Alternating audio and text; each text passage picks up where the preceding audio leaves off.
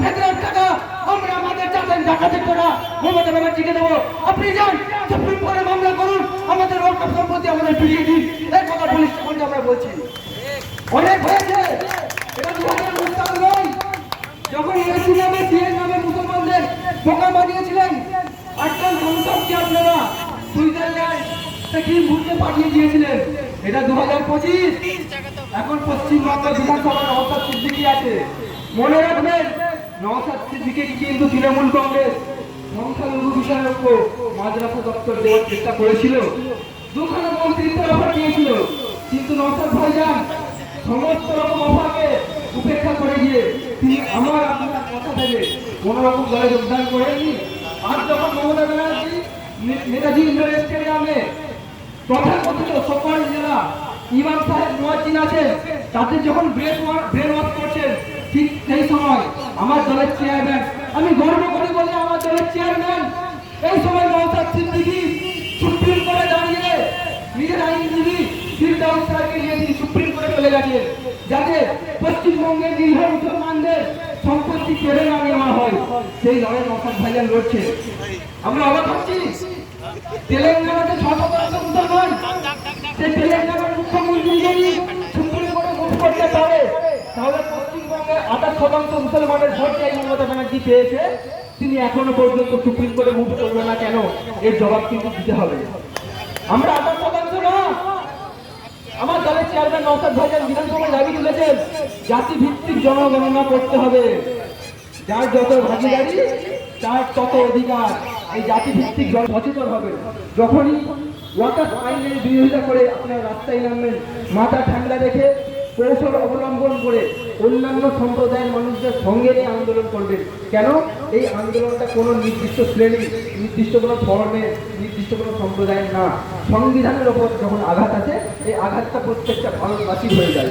সংবিধান আমাদের, সেই বাবা সাহেব আম্বেদকর 2 বছর 11 মাস 17 দিন পরিশ্রম করে আমাদেরকে সংবিধান উপহার দিয়েছিল।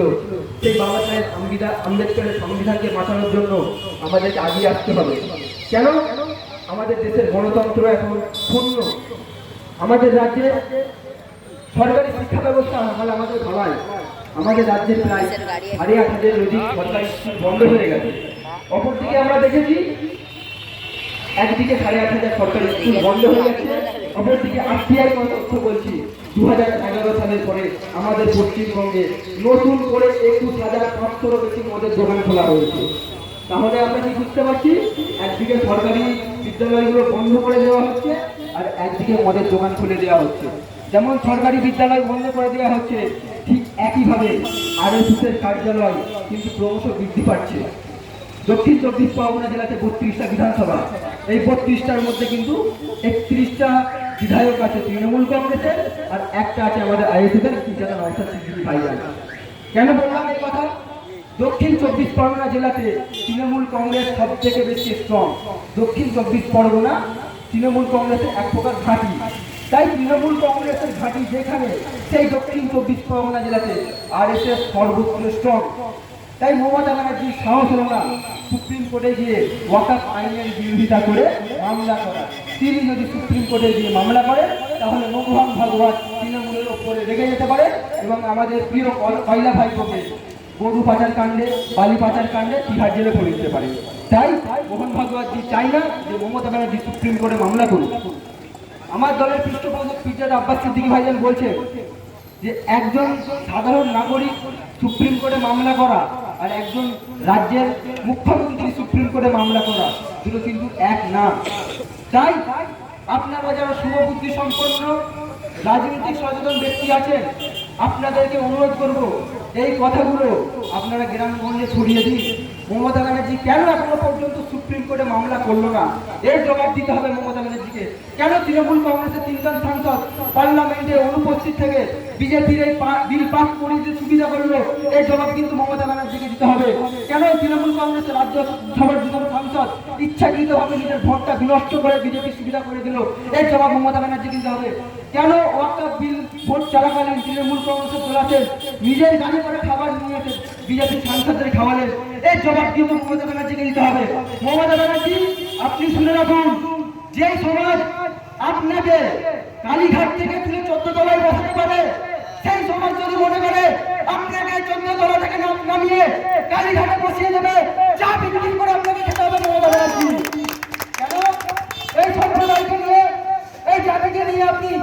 ইচ্ছাতাচ্ছিল্য করেছে।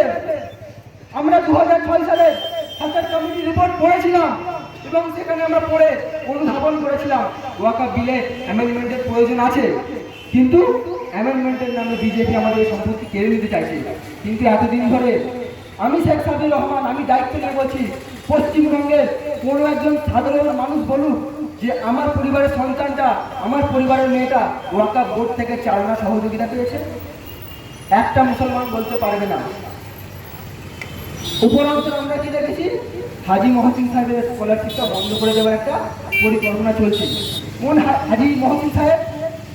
যেই হাজি মহসিন সাহেবের কাছে যে অর্থ আছে, ওনার অর্থগুলো যদি পশ্চিমবঙ্গের মাটিতে বিছিয়ে দেওয়া হয়, পশ্চিমবঙ্গের মাটি কম পড়ে যাবে, কিন্তু ওনার টাকা শেষ হবে না।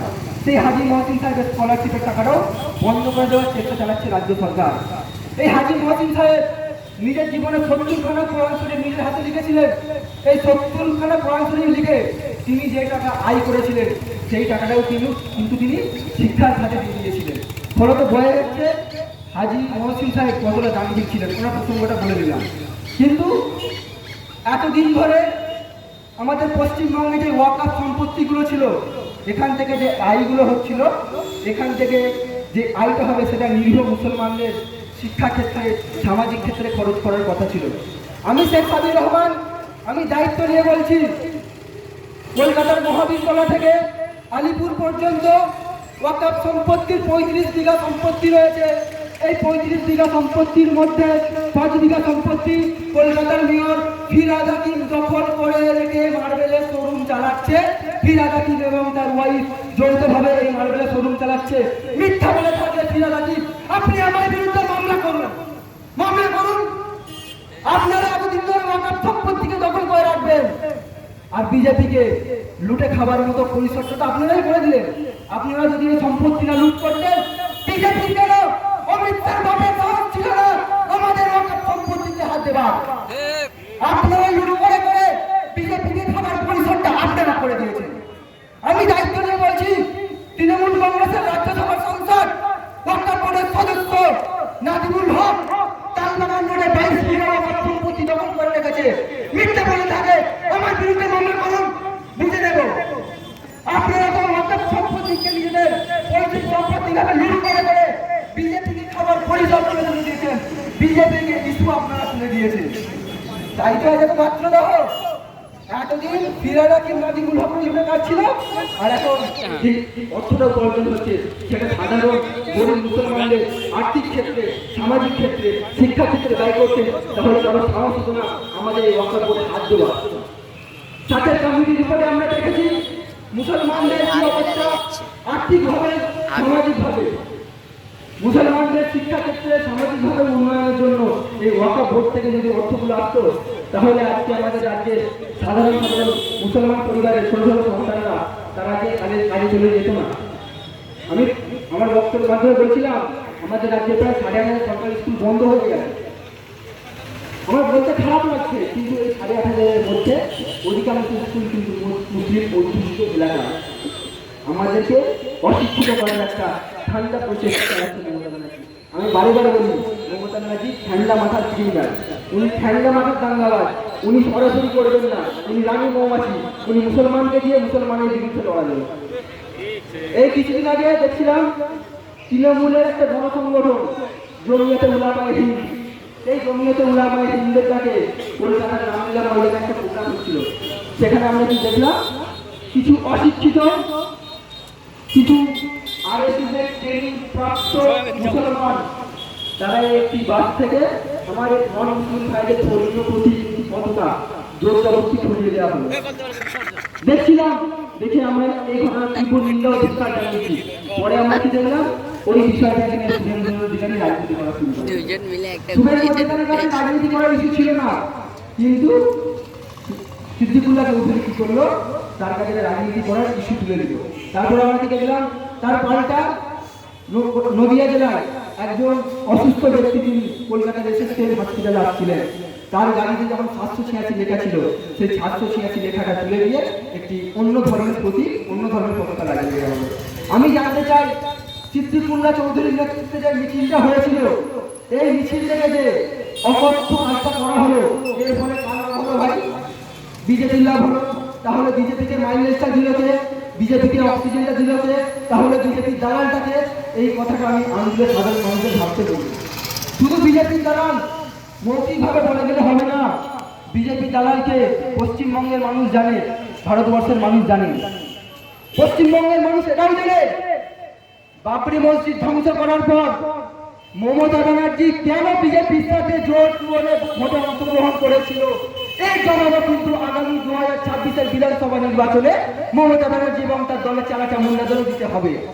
অনেক খেলেছেন এই সম্প্রদায়কে নিয়ে, ছিনিমিনি করেছেন, মারছে মুসলমান, মরছে মুসলমান। ওদিন ও জামানা গুজার গিয়া, জিতনি আবাদি উতনি অধিকার, আমার দলের চেয়ারম্যান যেটা বলেছে। তাই আমি আমার আলোচনা দীর্ঘস্থায়ী করছি না। আমাদের বসে আছেন আফতাব মোল্লা, আমার অভিভাবক ডাক্তার আফতাব মোল্লা।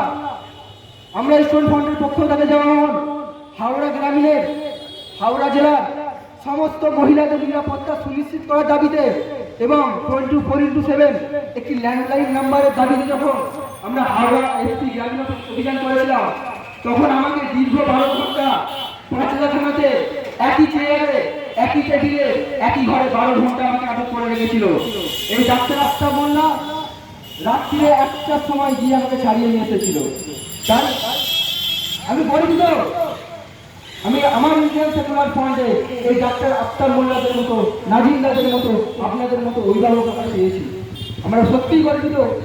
কেন আপনারা যারা এখানে দাঁড়িয়ে দাঁড়িয়ে দীর্ঘক্ষণ আমাদের বক্তব্য শুনছেন, কাউকে আমরা 5 টাকাও দিতে পারবো না, কাউকে আমরা বিরিয়ানির প্যাকেটও দিতে পারবো না। বরঞ্চ আপনারা নিজেদের ঘাটের টাকা খরচ করে এখানে দীর্ঘক্ষণ বক্তব্য শুনছেন, ঘাটের টাকা খরচ করে এই পথসভার আয়োজন করেছি। তাই আপনাদের প্রতি কৃতজ্ঞতা, ভালোবাসা, শ্রদ্ধা, সম্মান জানিয়ে আমি আমার সংক্ষিপ্ত বক্তব্য শেষ করছি। প্রত্যেকে ভালো থাকবেন, সুস্থ থাকবেন। ইন্ডিয়ান সেকুলার ফ্রন্ট জিন্দাবাদ, স্টুডেন্ট ফ্রন্ট জিন্দাবাদ। যে টাকা আপনারা শুনলে অবাক হয়ে যাবে, আমাদের সারা ভারতবর্ষে প্রায় 1,20,000 কোটি টাকার মতো ওয়াকাফ সম্পত্তি আছে, একটা দুটো টাকা নয়। যদি তার ভ্যালুয়েশন করা যায়, প্রত্যেক বছরে কয়েকশো কোটি টাকা তার আয় আসে। সেই টাকাগুলো কোথায় যায়? ওয়াকাফের দুটো বোর্ড আছে, একটা সুন্নি বোর্ড, একটা শিয়া বোর্ড। এই সুন্নি এবং শিয়া বোর্ড সারা ভারতবর্ষে বিরাজ করে। আমাদের পশ্চিমবাংলাতে সুন্নি বোর্ড, আবার কিছু স্টেটে আছে শিয়া বোর্ড। এই শিয়া সুন্নি বোর্ড ওয়াকাফ সম্পত্তিটাকে দেখাশোনা করে, কিন্তু সরকার সুকৌশলে এই ওয়াকাফ সম্পত্তিটাকে তার আইনের ক্ষমতায় পুরো নিজের পক্ষপাত করতে চায়। আমরা এটা বলতে দেবো, কারণ ওয়াকাফ হচ্ছে সম্পূর্ণ মুসলিমদের অধিকার। আমরা দেখেছি এর আগে সিএ যে আইন যে পাস হয়ে গেছে, সেই আইনটা কি? সিএ আইনটা হচ্ছে ধর্মীয় ভিত্তিতে আইন, ভারতবর্ষ খেয়াল অধিকার। কিন্তু সিএ আইন যখন পাস হলো তখন কি করা হলো? তখন এই কথা বলা হলো, বাংলাদেশ, পাকিস্তান, আফগানিস্তান থেকে হিন্দু, শিখ, ইসাই যারা আসবে 2014 সালের আগে তাদের সকলকে নাগরিকত্ব অধিকার দেওয়া হয়। কেন ভাই? মুসলিমরা বাদ কেন? এটাই আমাদের প্রশ্ন। ভারতবর্ষে হিন্দু, মুসলিম, শিখ, ইসাই সকলে, কিন্তু একটা সম্প্রদায়কে বাদ রেখে কেন এই আইন পাস হবে? এরপর আমরা দেখেছি তালাক বিরোধী যে আইন, যা সিভিল কোড আইন, সেটা পাস হলো। সিভিল কোড হচ্ছে মুসলিমদের একটা নিজস্ব আইন, মুসলিমদের ল। আমাদের বিবাহ কিভাবে দেবো, আমাদের সম্পত্তি কিভাবে আমরা ভাগ করবো, আমাদের ইসলামী অনুশাসন কিভাবে চলবে, সেগুলো ইসলামের নিয়ম নীতির মধ্যে পড়ে। কিন্তু তা না করে ইন্ডিয়ান সরকার, বিজেপি সরকার এই সিভিল কোড আইন নিয়ে আমাদের দেওয়ানি মামলা যেটা আছে, আমাদের যে আইন যে মুসলিম ল বোর্ডে, সেটাকে পুরো খারিজ করে দিল। আপনারা কি করে দেখবেন 2014 সালের পর থেকে এখনো পর্যন্ত ভারতবর্ষে যে সাম্প্রদায়িক সহিংসতা, অস্থিরতা দেখা দিয়েছে এখনো চলছে। এর কারণ হচ্ছে বিজেপি সরকার ক্ষমতা থাকার জন্য।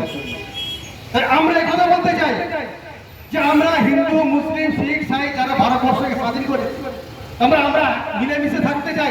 আমরা এখানে বিপদে, একতে, অপরের বিবাহে, অপরের শক্তিকে আমরা থাকি, কিন্তু আমাদের বিভাজন তৈরি করা হয়েছে। আমরা এই বিভাজন হতে দেবো না। আশ্চর্যের বিষয়, এই বিভাজনের কিছু গোষ্ঠী আছে, তারা ইন্ধন যোগাচ্ছে। সকালে আপনার সঙ্গে বন্ধুত্ব করছে, রাত্রিরে তাদের সঙ্গে গুপ্ত মিটিং করছে। তাই আমরা এই কথা বলতে চাই যে আমরা শত্রু ছিল। আমরা এই কথা বলতে চাই যে আইএসএফ এর যে কর্মসূচি আছে আমরা লক্ষ্য করব। আইএসএফ সবাইকে নিয়ে চলতে চায়। আইএসএফ চায় প্রত্যেকটা মানুষ, যে ভারতবর্ষের মানুষ, তার সে অধিকার পাবে। হিন্দু তার অধিকার পাবে, মুসলিম তার অধিকার পাবে, খ্রিস্টান তার অধিকার পাবে, কারোর পক্ষপাতিত্ব চলবে না। কিন্তু বিজেপি আসা সরকার পড়ার পর থেকে আমরা দেখছি এক একটা করে অধিকার ছিনিয়ে নেওয়া হচ্ছে। আজকে শেষ অধিকার হচ্ছে ওয়াকফ সংশোধন। ওয়াকফটা কি? ওয়াকফটা হচ্ছে মুসলিম জাতি থেকে আল্লাহ পাকের পক্ষে দান করা সম্পত্তি, যেটা একমাত্র অধিকার হচ্ছে মুসলিম সমাজে। এই সম্পত্তি থেকে যে আয় হয় সেই মুসলিম সমাজে সেগুলো ব্যয় হয়। কিন্তু সরকার আইন পাস করে সেটাকে নিয়ে এখতিয়ার দিতে চায়। আর সবথেকে দুঃখ লাগে, এই সংসদে যে বিল পাস হয়েছিল, যারা বিরোধিতা করছিল প্রকাশ্যে মাঠে ময়দানে, তারাই আবার সেই আইন পাসের সময় ঘর হাজির ছিল। তারপর আমরা দেখেছেন কতগুলো সাংসদ বিল পাসের সময় ঘর হাজির ছিল। তার মধ্যে অন্যতম হচ্ছে আমাদের সুপারস্টার দেব। তিনি কেন গেলেন না? তিনি কেন নিরপেক্ষ থাকতে পারতেন তো? আপনাকে ভোট দিতে হবে না, আপনি গেলেন না কেন? আপনার যাওয়াটা না যাওয়াটা মানেই সমান হয় যে আপনি ওদের সমর্থন করছেন ওই দিনে। আমরা জনসাধারণকে চাই যে ওয়াকফ আইন আমাদের যে তৈরি করা হয়েছে আমাদের দেশে, অবিলম্বে এই আইন প্রত্যাহার করে নিতে হবে। যদি না প্রত্যাহার করা হয়, সারা ভারতবর্ষের সঙ্গে সঙ্গে আমাদের আন্দোলন সাংগ্রাই অঞ্চলে আমরা এই আন্দোলন জারি রাখি। তাই এই বলে আমার বক্তব্য শেষ করছি। উপস্থিত হয়েছে বিশেষ করে আমাদের সাঁকরাইল ব্লকের আমার নাজিম ভাই, আরগোর অঞ্চল কমিটির যিনারা দায়িত্বে আছেন, এবং মাইকের আওয়াজ যত দূর পর্যন্ত যাচ্ছে প্রত্যেককে সংগ্রামী অভিনন্দন। বিশেষ করে ধন্যবাদ জানাবো সাঁকরাইল থানার যে সকল পুলিশ প্রশাসন ভাইরা আছেন, সাঁকরাইল থানার ওসি, আইসি এবং যত সিভিক ভাইরা আছেন। আজকে এই সুন্দর প্রোগ্রামটাকে প্রথম থেকে শেষ পর্যন্ত সুষ্ঠুভাবে পরিচালনা করার জন্য যিনারা আমাদেরকে সহযোগিতা করছেন, তিনাদেরকে সংগ্রামী অভিনন্দন এবং বুক ভরা ভালোবাসা স্যালুট জানাই সেই সকল পুলিশ প্রশাসনদেরকে। সাথে সাথে যে সকল পুলিশ প্রশাসন ভারতবর্ষের সংবিধানকে পোড়া আঙুল দেখিয়ে ইউনিফর্ম পরে পার্টির দালালি করেন, সংবিধান বিরোধী কাজ করেন, সে সকল পুলিশ প্রশাসনদেরকে আবার ধিক্কার জানাচ্ছি। ঠিক বলছি তো? মাথায় রাখবেন, প্রথমে আমি একটা কথা বলে নিই, এই জায়গায় বক্তব্য দেওয়ার ঠিক জায়গা না।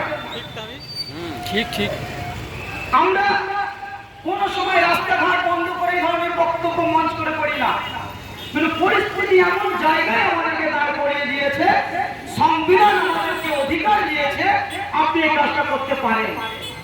তো রাস্তাঘাটে গাড়ি চলাচল করছে, মাইকের আওয়াজ যত দূর পর্যন্ত যাচ্ছে, যে দোকানে বসে আছেন থাকেন, চায়ের দোকানে বসে আছেন থাকেন, যে যেখানে আছেন থাকেন, দয়া করে কয়েকটা কথা আমি বলবো, আমার কথাগুলো মন দিয়ে শুনবেন, অ্যানালাইজ করবেন, ভাববেন। আমার কথাগুলো হয়তো কারোর পক্ষে যেতে পারে, কারোর বিপক্ষেও যেতে পারে, কিন্তু মনে রাখবেন আমি পীরজাদা আব্বাস সিদ্দিকীর অনুসারী, আমি পীরজাদা নওশাদ সিদ্দিকীর সঙ্গে আমরা কোনদিন কারোর মুখ চেয়ে কাউকে দেখে অবিচার করে এইভাবে কথা বলি না। যেটা সত্য সেই কথাটাই আমি বলে যাবো। যাক, আজকে এই যে আমাদের আন্দোলন, এই যে পথসভা, এই সভাটা, এই আন্দোলনটা কোন গোষ্ঠীর বিরুদ্ধে নয়, কোন জাতির বিরুদ্ধে নয়, কোন সরকারের বিরুদ্ধে নয়, কোন মানুষের বিরুদ্ধে নয়। বিরুদ্ধে কাজ যারা, যে মানুষগুলো সংবিধান বিরোধী কাজ করছে, যে মানুষগুলো দেশের শান্তি শৃঙ্খলা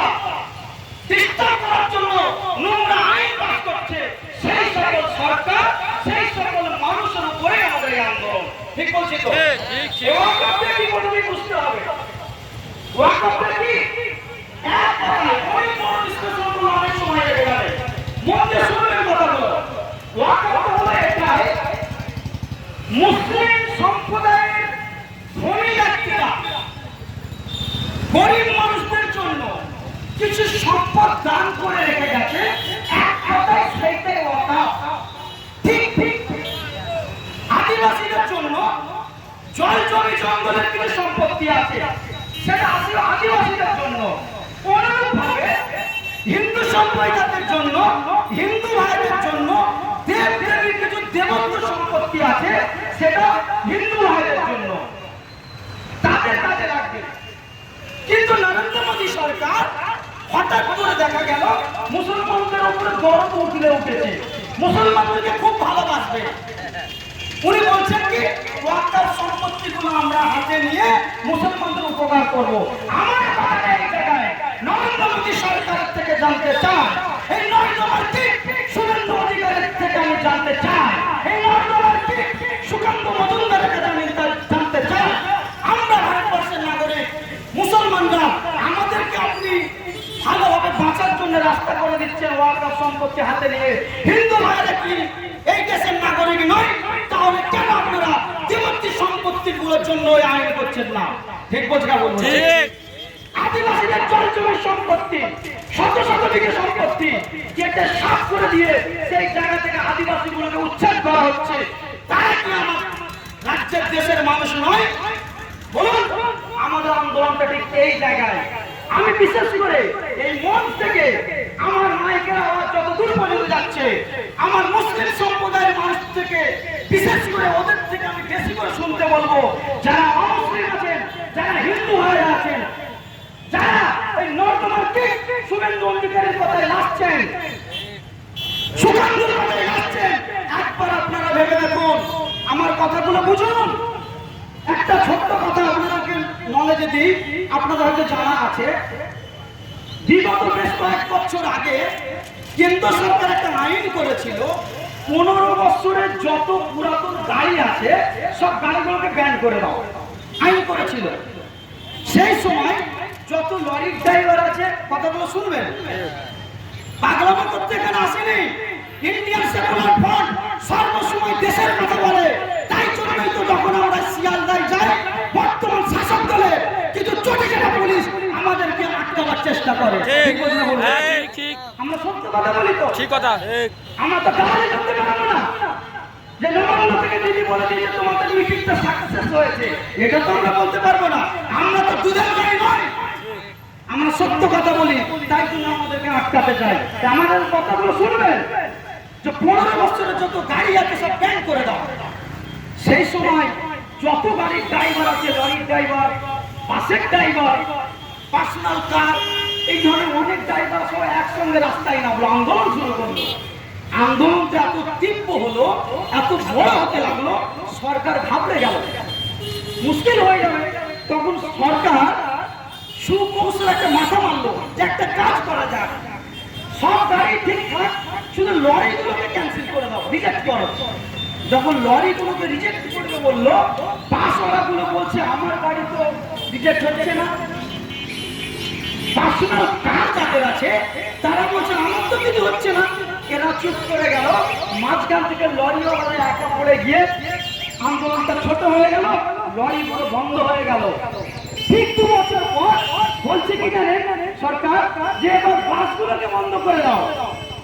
বাসওয়ালারা যখন আন্দোলন করার জন্য ডাকলো, লরিওয়ালারা বলছে দূর ভাই, আমার বেলায় তো তুমি আমার পাশে থাকলে না, তুমি তোমারটা সামলাও। বাসওয়ালারা একা পড়ে গেল, 4 চাকা যাদের আছে পার্সোনাল কার, এরা ভাবলো আমার তো কিছু হচ্ছে না, আমি চুপ থাকি। বাসওয়ালার দুটি কথা, তারগুলো বন্ধ হয়ে গেল। এখন আপনারা খবর পাচ্ছেন না যে 15 বছরের পুরাতন 4 চাকা পার্সোনাল কারগুলো বন্ধ হয়ে যাবে। আমারও একখানা যাবো ওর মধ্যে বন্ধ হয়ে যাবে। সরকারের টার্গেট কি ছিল? একটা একটা করে লোটো। ঠিক নরেন্দ্র মোদী সরকার, এটা কিন্তু নরেন্দ্র মোদীর মাথা থেকে আসছে না। নরেন্দ্র মোদী বলেন, বর্তমান শাসক দল মমতা ব্যানার্জি বলেন, যতগুলো সরকার বলেন, এরা নিজের মতো কিন্তু চলে না। এদেরকে চালায় নাগপুর থেকে মোহন ভাগবত চালায়, আরএসএস চালায়। আরএসএস এর লক্ষ্য, মোদীর লক্ষ্য মুসলমান নয়, মুসলমানদেরকে লোটার লক্ষ্য নয়, ঠিক সরকারের মতো গাড়ি বন্ধ করা।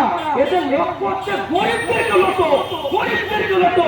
ঠিক অনুরূপ ভাবে দেখুন, একটা একটা করে মুসলমানদের ওয়াকফ যখন চলে যাচ্ছে সকলে চুপ, ওদিকে ফলো করে দেখুন আদিবাসীদের জমিগুলো লুট হচ্ছে। এরপরে হিন্দু ভাইদের দেবত্বগুলো লুট হবে।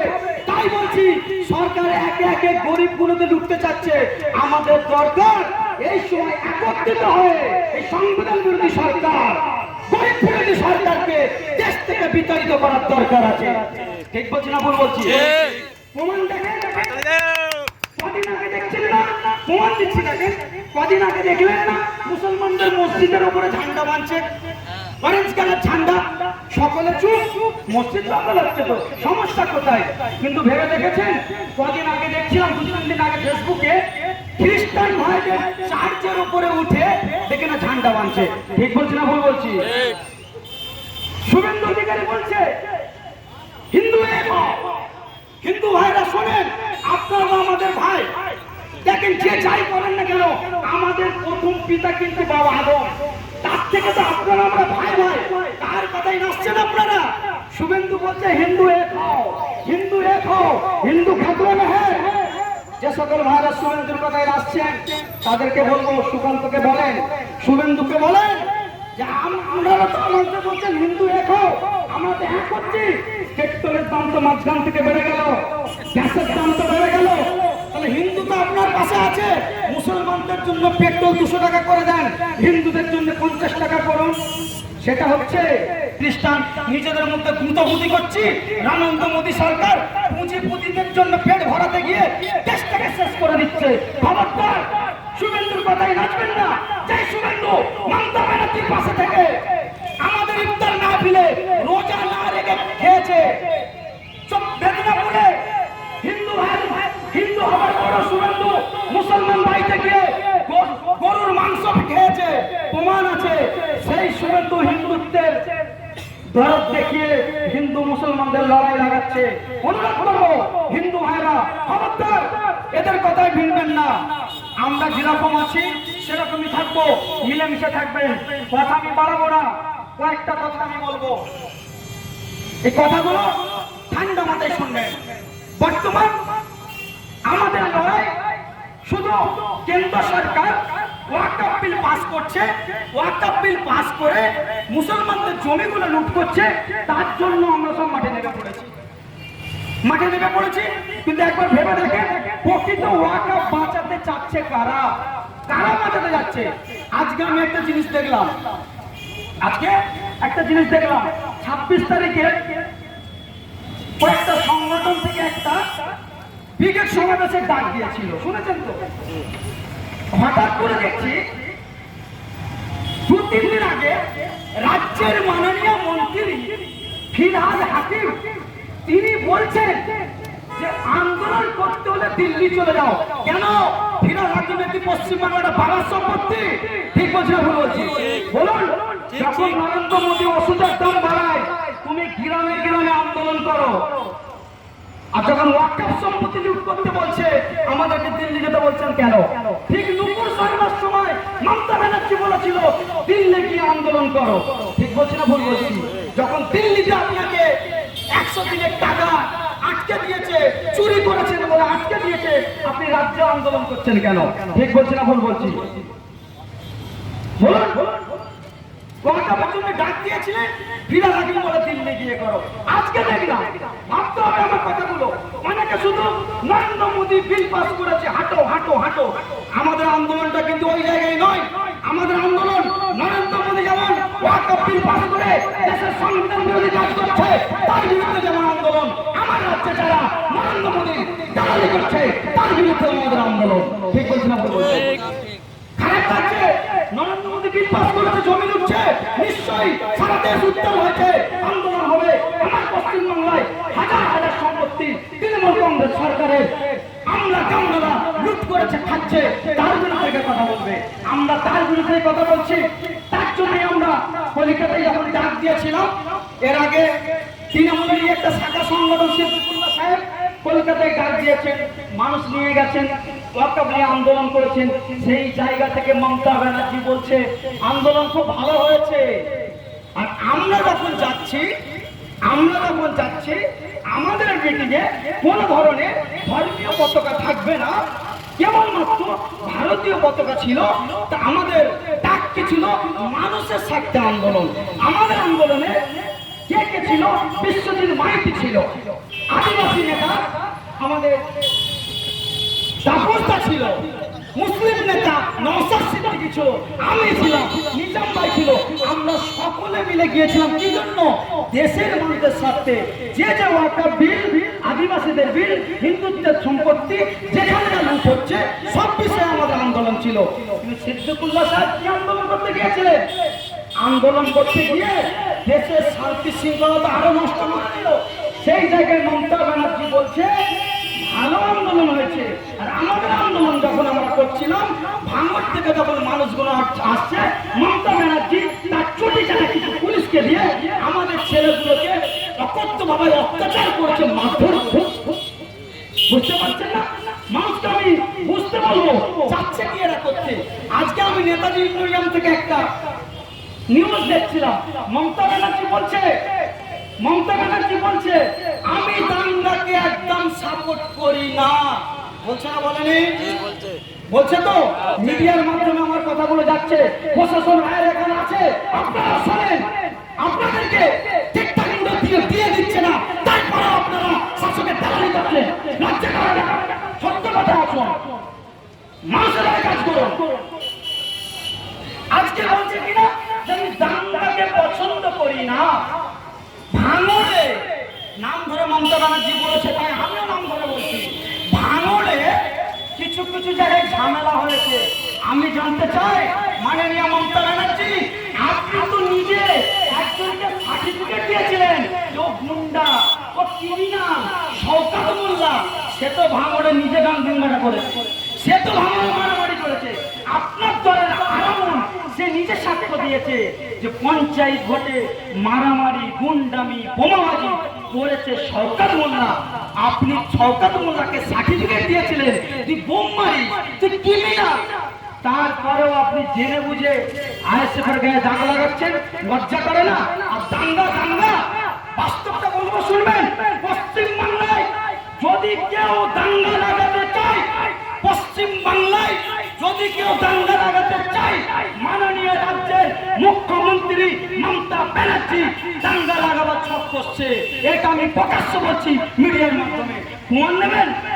প্রমাণ আপনারাই বলুন। শুভেন্দু অধিকারী সর্ব জায়গায় যে ভাষায় আক্রমণ করছে, জিহাদি বলছে, টেনে বারবা লাথি মারবো। সুকান্ত বলছে তলোয়ার রাখো বাড়িতে, পাকিস্তানে পাঠিয়ে দেবো। এই কথাগুলোর দ্বারা আমার রাজ্যে অশান্তি হবে না? উস্কানিমূলক কথা বলছে তো। বলুন তার বিরুদ্ধে মমতা ব্যানার্জি আপনি কি অ্যাকশন নিয়েছেন আমি জানতে চাই। বলুন হঠাৎ করে আইএসএফ এর প্রোগ্রাম হবে শিয়ালদায়, কোন পার্টির নেতা কোচ দিয়ে যাবে? আইএসএফ এর কটা নেতা আছে তার খবর আপনি পাচ্ছেন, তার বাড়িতে পুলিশ পাঠাচ্ছেন। ওপেন শুভেন্দু অধিকারী, সুকান্ত মজুমদার, আর একজন ওই টাকলা কি নাম জানো, কৌস্তব বাগচি, কংগ্রেসে ছিল, এখন আরএসএস করছে, বিজেপিতে গেছে। তার ভাষা বলে পাকিস্তানে চলে যেতে হবে, যেন ওর বাপের দেশ, ওর যেন বাপের দেশ। এই ধরনের কথা বলছে মাননীয় মুখ্যমন্ত্রী শুভেন্দু অধিকারী। যখন প্রোগ্রামে যে নোংরা কথা বলছে, ঝামেলা লাগাবার চেষ্টা করছে, অকথ্য ভাষায় মুসলমানদেরকে, একটা কওমকে বাজে কথা বলছে, সেখানে মমতা ব্যানার্জি শুভেন্দুকে সামনে পুলিশ গাড়ি, পেছনে পুলিশ গাড়ি দিয়ে পাহারা দিয়ে নিয়ে যাচ্ছে। যাও শুভেন্দু, তুমি যাও, এইভাবে তুমি গিয়ে বলবে, মুসলমানরা ভয়ে আমার কাছে চলে আসবে। ঠিক বলছি না ভুল বলছি? তা দাঙ্গা লাগাবার সব কে করছে? কেটে দিক আমার কথাটা, প্রশাসন ভাইয়েরা এখানে আছে, কেটে দিক। এই কথাটা কি কথা? জিহাদির বাচ্চা পাকিস্তানে পাঠিয়ে দেব, মুসলমানরা পাকিস্তানে চলে যান, প্রস্তাব পাচ্ছি, কালকেই বলছে, আমি শুনলাম।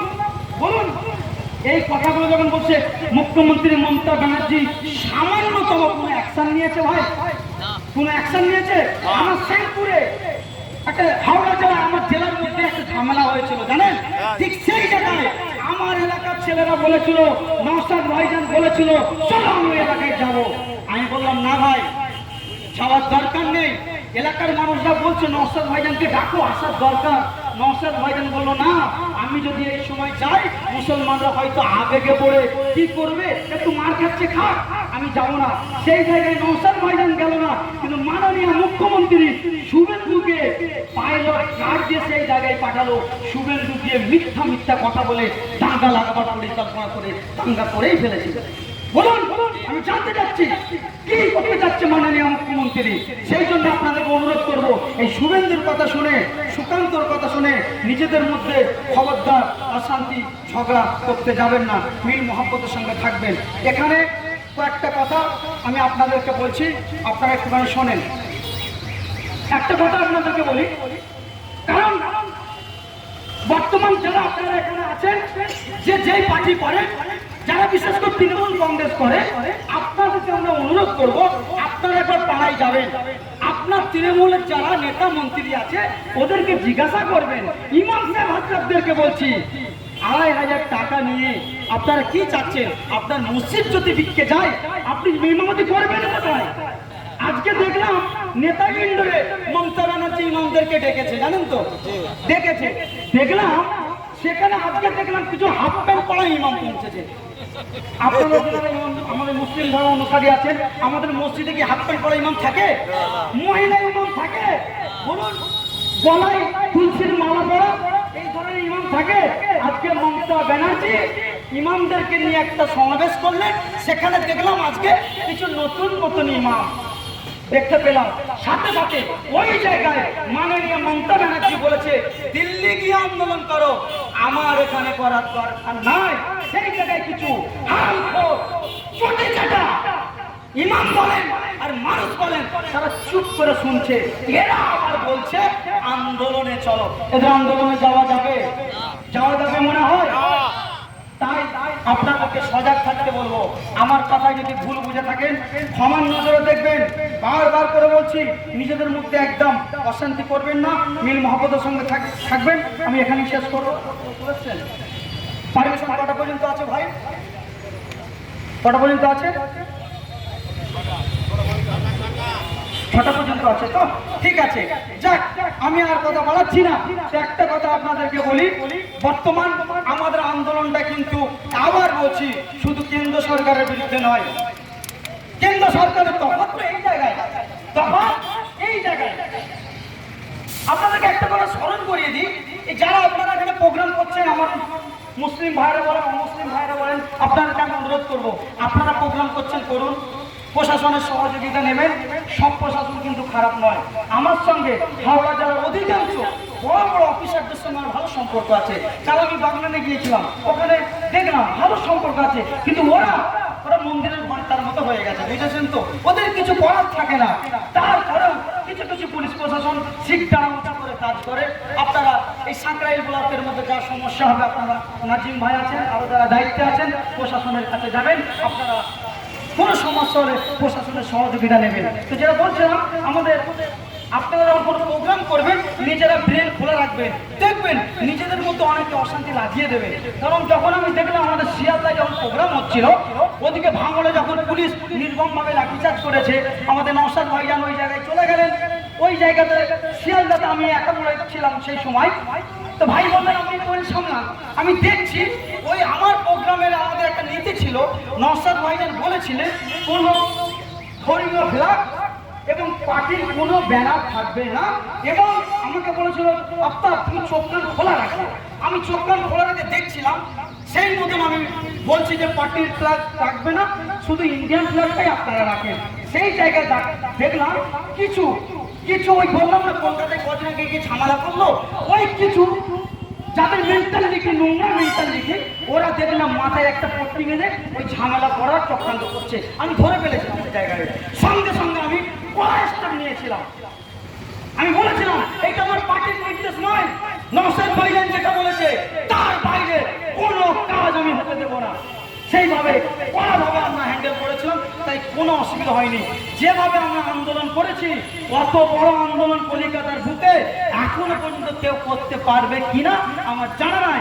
কারণ আমরা যাকে অনুসরণ করি, আমার পার্টির প্রতিষ্ঠাতা পীরজাদা আব্বাস সিদ্দিকী সাহেব, তিনি যখন এনআরসি নিয়ে আন্দোলন হয়েছিল, সব থেকে বড় আন্দোলন, গণতন্ত্র পদ্ধতিতে লক্ষ লক্ষ মানুষকে জমায়েত করে সব থেকে বড় আন্দোলন করেছিল আব্বাস সিদ্দিকী সাহেব। সে আন্দোলনটা এত তীব্র হয়েছিল, মমতা ব্যানার্জি ঘুম হারাম হয়ে গেছিল। তাই জন্যই তো মমতা ব্যানার্জি দেখলো অন্যান্য সংগঠন, অন্যান্য নেতাগুলো আমার রাজ্যকে টেকাবার জন্য, আমার দলকে টেকাবার জন্য আন্দোলন করছে, আর আব্বাস সিদ্দিকী যে আন্দোলন করছে, ওর প্রকৃত সত্য আন্দোলন করছে। এই আন্দোলনে দেশের মানুষ উপকৃত হবে। তাই জন্যই এনআরসি নিয়ে যখন ভাই আন্দোলন করছিল, এই মমতা ব্যানার্জির পুলিশ রাত 12টার সময় 1000 পুলিশ আব্বাস ভাইজানের বাড়িতে পাঠিয়েছিল।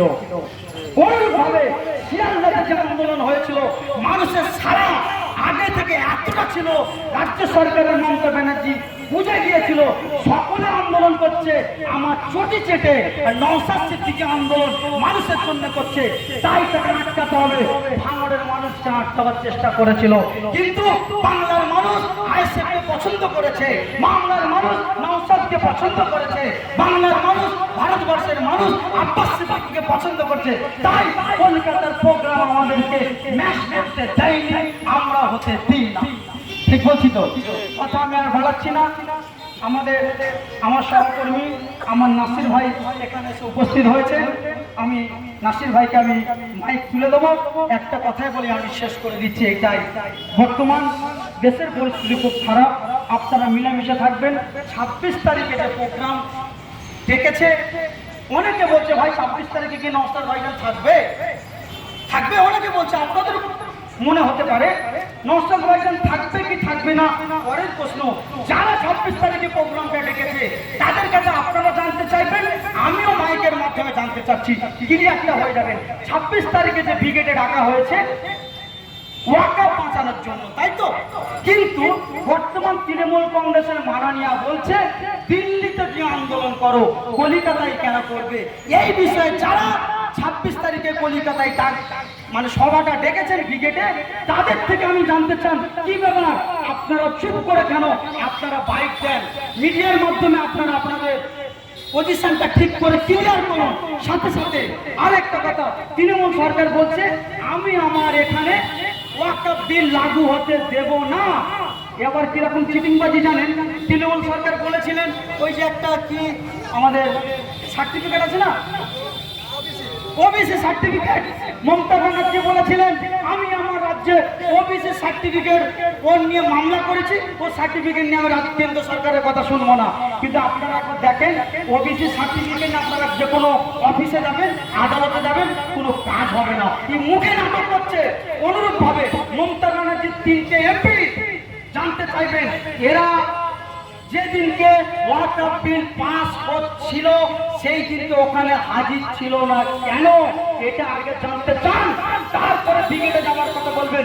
যদি এগুলো জানতে না চেয়ে মমতার কথা শুনে, তৃণমূল নেতাদের কথা শোনার পরেও মানুষকে গোমরা করার জন্য, দালালি করার জন্য কলিকাতায় নিয়ে যান, তাহলে আমরা পরিষ্কার বুঝে নেব আপনারা সামনে 26-এ টিকিট পাওয়ার আশায় দালালি করছেন, তার বাইরে অন্য কিছু নয়। ঠিক বলছি না ভুল বলছি?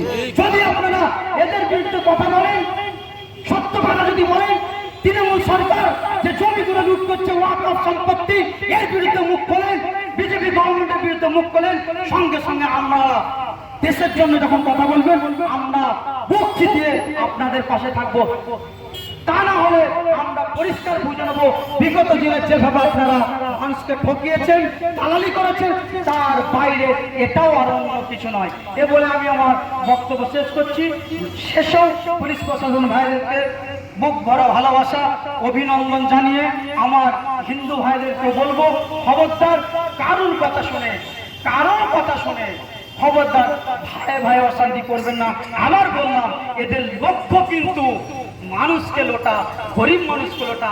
শুভেন্দু বলে যাচ্ছে হিন্দু এক হও, হিন্দু এক হও। শুভেন্দুকে জানতে চাইবেন ভাই পাশাপাশি একসঙ্গে বসতে দেবেন তো?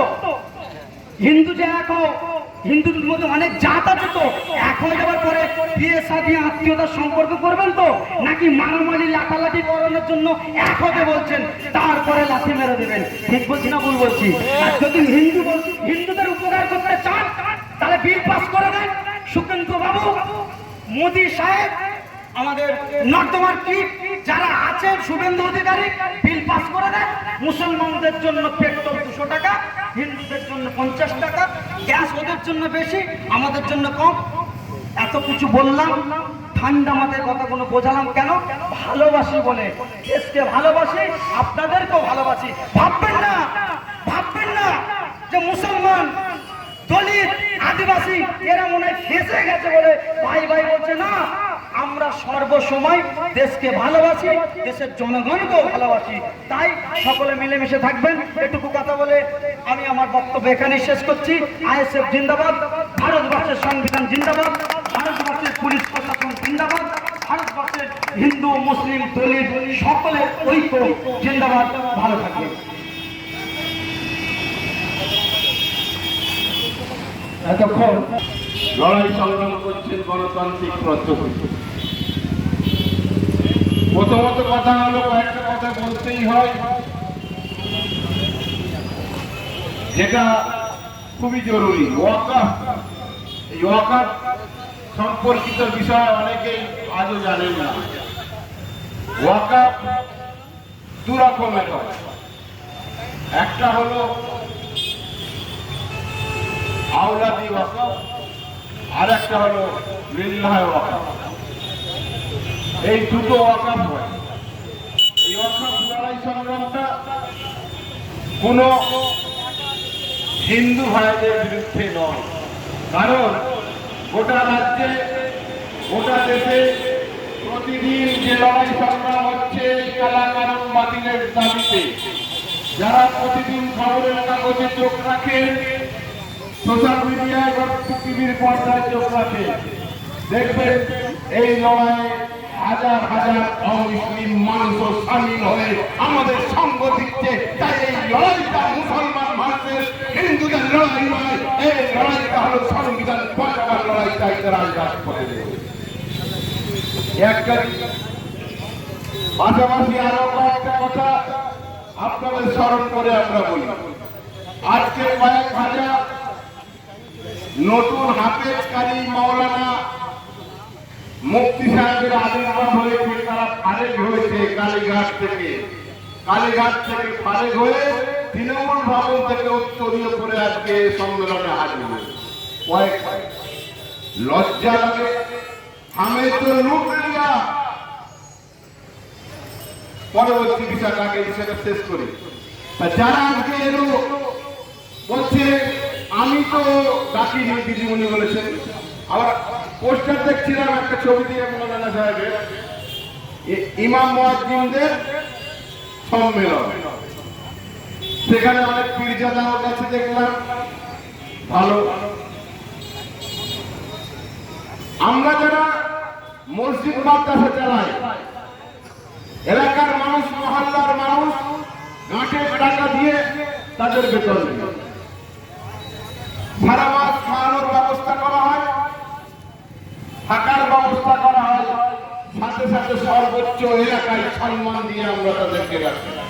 আজকে বলতে বাধ্য হচ্ছে ওই সমস্ত ইমাম এক প্লেট বিরিয়ানি একটা জলের বোতলে রাখাই গেল। মোলানা মুফতি সাহেবরা ভালো জানবেন, এদের মুখে কোনো কথা নেই। এরা এতগুলো জুম্মা পেয়েছে, একটা জুম্মায় তারা যাদের দায়িত্ব ছিল মানুষকে সচেতন করা, শান্তিপূর্ণ আন্দোলন সম্পর্কে, তার একটা উদাহরণ হিসাবে এখন যে প্রতিবাদ সভা করছি, স্টেজে মাস ডেপুটেশন, এই সমস্ত বিষয়ে আমরা করছি, সংবিধানকে সামনে রেখে আমাদের মান্যতা দিয়েছি। আজকে আপনারা দিল্লিতে চলে যান, এখানে আন্দোলন করতে হবে না, এখানে লাগু হবে না। এই সম্পর্কে কিছু কথা বলতেই হয়। এই এক সপ্তাহ দু সপ্তাহ পূর্বে জানি না এখানে হয়েছে কিনা, ওষুধের যে জীবনদায়ী ওষুধ আমার চট্টগ্রাম যাচ্ছে এই ওষুধের দাম আর টাকা যারা খেয়েছে আপনারা জানেন সোশ্যাল মিডিয়ায় আজকে ওষুধের দাম গ্যাসের দাম বৃদ্ধির প্রতিবাদে যারা পথে নামছে তারা লজ্জা পাওয়া উচিত কারণ তারা জানে না এই দিল্লির সরকারি ওষুধের দাম বাড়িয়েছে গ্যাসের দাম বাড়িয়েছে আমাদের পথে বন্ধু তোমরা কেন দিল্লিতে প্রতিবাদ করবে বাজেটটাকে তোমার বাপের নাকি আমরা করতে পারবো না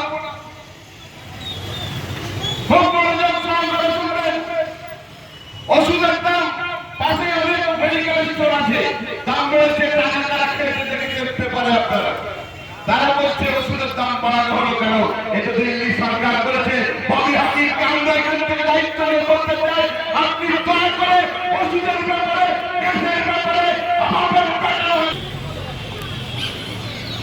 শুধু কি তাই এটা কি প্রথম এর আগেও হয়েছে এর আগে যখনই কোন সংগঠন রাজনৈতিক দল এমন আন্দোলন করে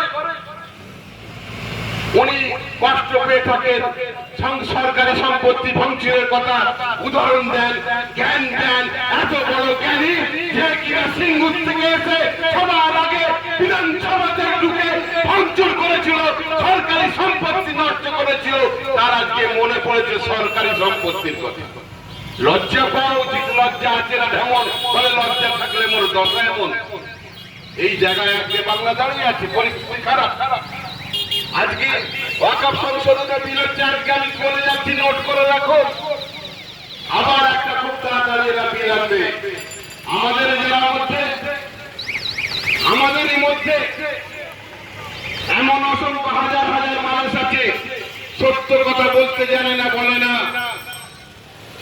সেই বিলটা যদি আবার আগামী দিনে আসে এদের সেদিনে চেতনা ফিরবে বন্ধু এরা কারা চিহ্নিত করতে হবে যখন বামফ্রন্টের সরকার ছিল এই সমস্ত মানুষ তাদের পক্ষে ছিল তখন আজকে তৃণমূলের সরকার তারা ভুলে গেছে রাত তাকে বলে দিন তাকে বলে ভুলে গেছে শুধু টাকার বিষয় লাল বাকি বলে যায়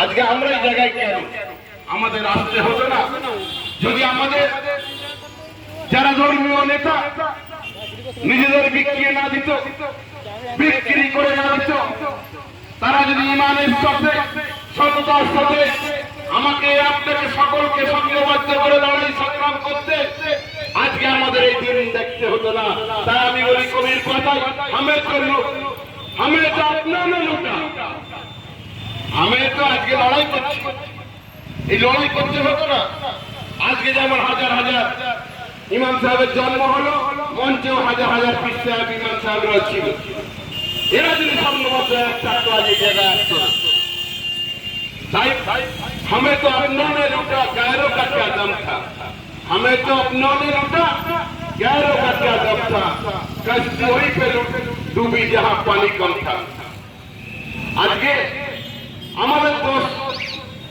যাদের আমরা বিশ্বাস করি ভরসা করি ভালোবাসি আজকে তারাই পেছন থেকে আমাদেরকে গুলি মারছে তাদের মুখ বন্ধ হয়ে গেছে তাই সময় এখনো আছে এই সময়টাকে অবশিষ্ট সময়টাকে আমাদের কাজে লাগাতে হবে আজকে একটার পর একটা নতুন নতুন বিল আইন তৈরি করে 536 দেশের জনগণকে যে অবস্থার মধ্যে ফেলতে চাইছে আমাদের মধ্যে ঐক্য ভাতৃত্ব ভালোবাসা ধ্বংস করে দিচ্ছে যারা আমাদের এখন তাকে সজাগ এবং সচেতন হতে হবে নাহলে আগামী দিন আমার একটা বিল আসবে অনেকে জানেন পোশাক আশাক যে আমরা পরিধান করি তার সম্পর্কে বিল আসছে প্রস্তুতি আছে মাথায় করে আছে ইউনিফর্ম অ্যাক্ট তৈরি হবে শুনে রেখে দিন আজকে আমরা যেমন চেঁচাচ্ছি আপনারা চেঁচাচ্ছেন ঘাটের টাকা খরচ করে সচেতন করছেন আমাদের দলের প্রাণ পুরুষ প্রতিষ্ঠাতা আব্বাস সিদ্দিকী বলছেন নওশাদ সিদ্দিকী বলছেন আরো অনেক সংগঠনের নেতারা বলছেন কিন্তু চটি চালারাও জানে আবার একটা বিল আসবে আগামী দিনে তখন ওদের হুঁশ ফিরবে দেয়ালে তখন পিঠ থেকে যাবে এই এক যদি ওরা পরিকল্পনা করছে আমাদের তৈরি করে, গোটা দেশের সমস্ত জনগণ বিভ্রান্ত হয়ে যাবে। ওই আমরা বারে বারে আগে বলতাম না, কি খাবে কে, কি খাবে কে, কি করবে, কোথায় থাকবে, কি করবে, কোথায় কাজ করবে, আমরা বলতাম বারে বারে। সেই একটা একটা করে আপনি ভেবে দেখুন কোথায় যাচ্ছে। নোটবন্দিতে পেরেশানি করা হলো, ওই সময় সবাই আন্দোলন করলো, নোটবন্দিতে দিল্লি সরকার করলো, তৃণমূলের সব নেতা নেতারা কেন পাড়ায় আন্দোলন করলো, দিল্লিতে করলো না। এইভাবে কৃষক আন্দোলন, কৃষক বিল হলো, লড়াই সংগ্রাম হলো, গোটা দেশ জুড়ে হয়েছে।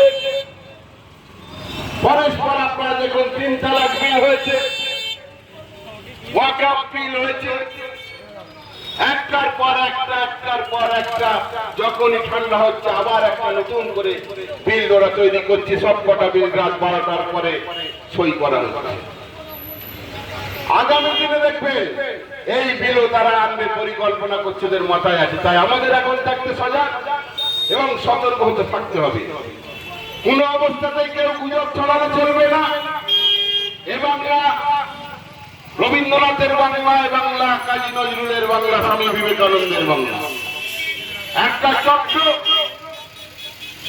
2026 সালের নির্বাচনের আগে খোলা জলে মাছ ধরতে নেমেছে। শুধু আপনাকে আমাকে একে অপরের বিরুদ্ধে মিডিয়ার মাধ্যমে, কিছু গতি মিডিয়াও আছে, দালাল মিডিয়া, তাদের মাধ্যমে, তাদের সহযোগিতায় বাংলা ঐক্যের মাঝে আমাদের যেটা কালচার ধ্বংস করে দেওয়া হচ্ছে। শুধু হিন্দু মুসলিম, হিন্দু মুসলিম, হিন্দু মুসলিম, সকাল থেকে উঠে এই কাজে তারা লিপ্ত আছে। তাদের এই ধারণা নেই বাজার দর কোথায় গেছে, একদিনও তারা এই কথা বলেনি। চলুন আজকে আকাশ ছোঁয়া মূল্য বৃদ্ধি, ভোজ্য তেলের দাম বেড়ে গেছে। বাংলার রাস্তায় যে সমস্ত উন্নয়নগুলো এখনো বাকি রয়েছে, বাংলার ঘরে ঘরে যাওয়া দরকার।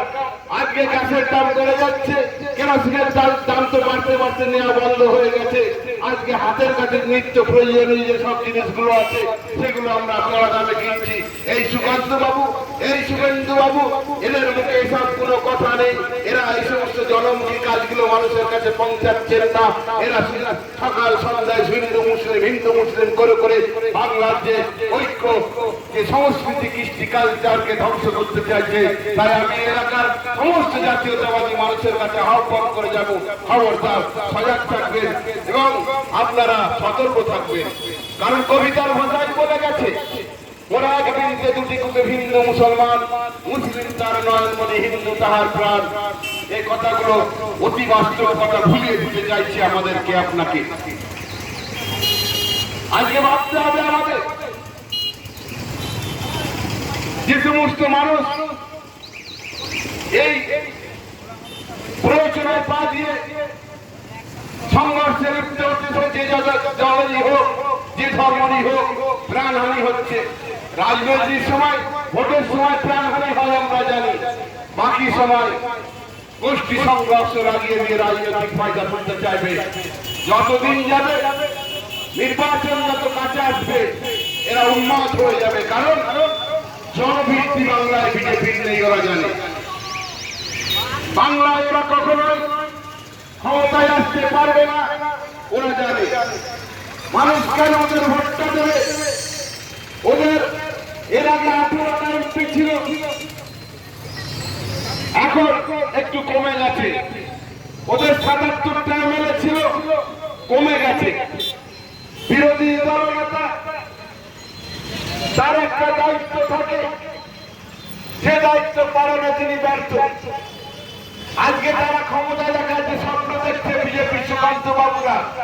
তাদের 77টা এমপির কার্যকলাপ তাদের বিধানসভা এলাকার মানুষ জবাব দিচ্ছে তারা কারা। অতএব দেখে নিয়ে তারপর থেকে বাংলার বুকে যত সরকার গঠন হয়েছে, প্রতিষ্ঠান বিরোধী আন্দোলনের মাধ্যম দিয়ে হয়েছে। সে যুক্ত ফ্রন্ট হোক, কংগ্রেস হোক, বাম ফ্রন্ট হোক, এমনকি তৃণমূল কংগ্রেস হোক, তারা ক্ষমতায় এসে প্রতিষ্ঠান বিরোধী আন্দোলন করে। আর বিজেপি স্বপ্ন দেখছে প্রতিষ্ঠান বিরোধী আন্দোলন তার দরকার নেই। প্রতিষ্ঠান বিরোধী আন্দোলন করতে গেলে মানুষ তার সঙ্গে যাবে, খাটতে হবে, পাড়ায় পাড়ায় বোঝাতে হবে। ওই পথে না গিয়ে সহজ রাজনীতি দালাল মিডিয়াকে সঙ্গে নিয়ে তারা শুধু হিন্দু মুসলিম হিন্দু মুসলিম হিন্দু মুসলিম করে করে করে করে করে আমাদের মাতৃত্বকে ধ্বংস করে ওরা ভোট নিয়ে ক্ষমতা দখলের স্বপ্ন দেখেছে।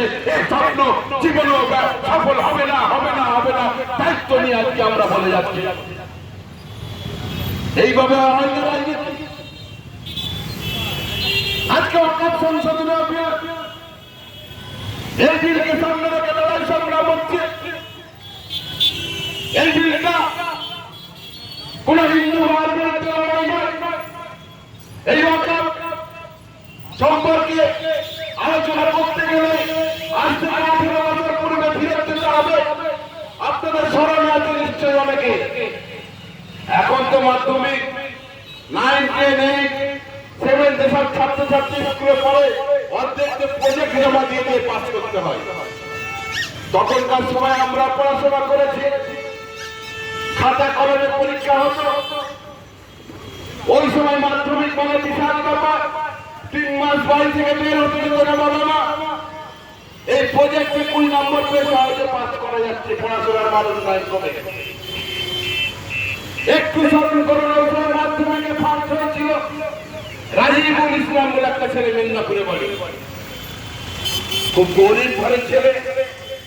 হাজী মোহাম্মদ মহসিন ফান্ডে জমা করে দিয়েছিলেন। হাজী মোহাম্মদ মহসিন হুগলি মেম্বার তৈরি করেছিলেন।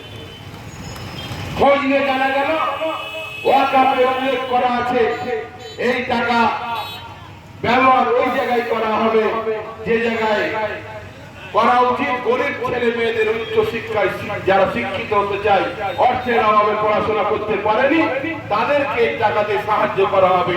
তখন বামফ্রন্টের সময় ছিল, আপনাদের খেয়াল আছে। তখন ওয়াকফ বোর্ডের চেয়ারম্যান ছিল হামিদুল হুদা। 5,000 কোটি টাকা দুর্নীতি হয়েছিল ওয়াকফ বোর্ডে। তারপরে তো আমাদের উলুবেড়িয়ার সংসদ তৎকালীন হান্নান মোল্লা পরে চেয়ারম্যান হয়েছে। আজকে হয়তো আমরা তৃণমূল সরকারের কাছে বলছি, বলবো তাদের ভুল হচ্ছে, কিন্তু স্বাধীনতার পর থেকে যত সরকার কেন্দ্র এবং সামনে আনে বিজেপির কষ্ট হয়। যেমন মুর্শিদাবাদের সত্য ঘটনা তারা সামনে এনেছে। পুলিশ প্রশাসনের বন্ধু তারা শান্তির স্বার্থে যখন পথে নেমে পড়ে, এই শুভেন্দু বাবুর অসুবিধা হয়, বলে এই অফিসারের নামটা লিখে রাখো, আগামী দিনে আমরা ক্ষমতায় 26 রাখবো, বুঝে নেবো। প্রশাসন ভাইদেরকেও ছাড়ে। সত্য কথা যেসব মিডিয়া ভাই বলে তুলে ধরার চেষ্টা করে, তাদেরকেও বলে এই পরিবারকে আমরা রিজেক্ট করবো আগামী দিনে। এই তো হলো তার ঔদ্ধত্যতা। তাই তো আওয়াজ উঠেছি করিতে করিতে, পাড়াই পাড়াই টিয়াকে বলে মেরেছিস তোরা, ফেলেছিস তার ঘর বলে, সে কথা জীবনের মরণে না ভুলিতে পারি। শেষে কি বলছে? স্বজন হারানো শ্মশানে তোদের চিতা মোড়া তুলবই, চিতা মোড়া তুলবই। এমন জায়গায় তোমরা নিয়ে যাচ্ছে চাইছো দেশ তথা বাংলাকে। ইতিহাস কাউকে ক্ষমা করেনি, করবে ওনাদের মাথায় রাখবেন। আজকে ক্ষমতায় দিল্লির ক্ষমতা দেখিয়ে বাংলাকে অশান্ত করার যে খেলা, যদি না বন্ধ করে বাংলার মানুষই গণতান্ত্রিক পদ্ধতিতে তারা প্রতিকার করবে এই বিশ্বাস আছে। আর সাথে সাথে ওয়াকফ আন্দোলন যারা করছে, পাড়ায় পাড়ায় যে সমস্ত মানুষ রয়েছে, মসজিদের ইমাম সাহেবদেরকে বলুন, মাদ্রাসায় বলুন, বক্তব্যে বলুন, ওয়াকফ সম্পর্কে আলোচনা করতে জুম্মায় জুম্মায়। আমাদের